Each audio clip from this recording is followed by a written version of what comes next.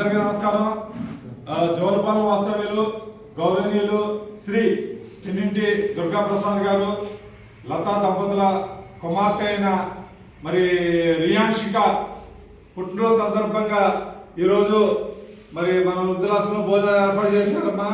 మరి ముందుగా మనం రియాన్షికి పుట్టినరోజు శుభాకాంక్షలు చెప్పండి.